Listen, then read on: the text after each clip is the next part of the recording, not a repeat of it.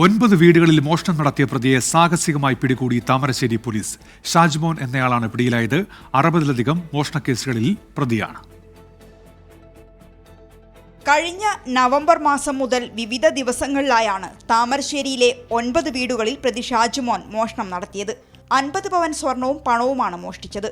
മോഷണം നടത്താനായി വീടുകളിലെത്തുന്ന visual CCTV ക്യാമറകളിൽ പതിഞ്ഞിരുന്നു.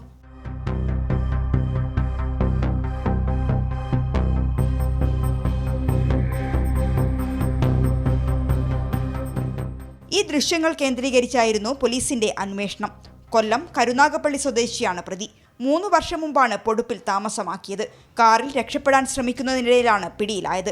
Bandipur വഴി കർണാടകയിലേക്ക് കടക്കാൻ ശ്രമിക്കുമ്പോൾ ഗൂഡല്ലൂരിൽ വെച്ചാണ് പിന്തുടർന്ന് സാഹസികമായി താമരശ്ശേരി CI N സായുജ് കുമാറിന്റെ നേതൃത്വത്തിലുള്ള പോലീസ് സംഘം ഇയാളെ പിടികൂടിയത്. പകൽ സമയത്ത് ഇൻഡസ്ട്രിയൽ ജോലിക്ക് പോയിരുന്ന ഇയാൾ രാത്രി സമയങ്ങളിലാണ് മോഷണം നടത്തിയിരുന്നത്. 24 കോഴിക്കോട്.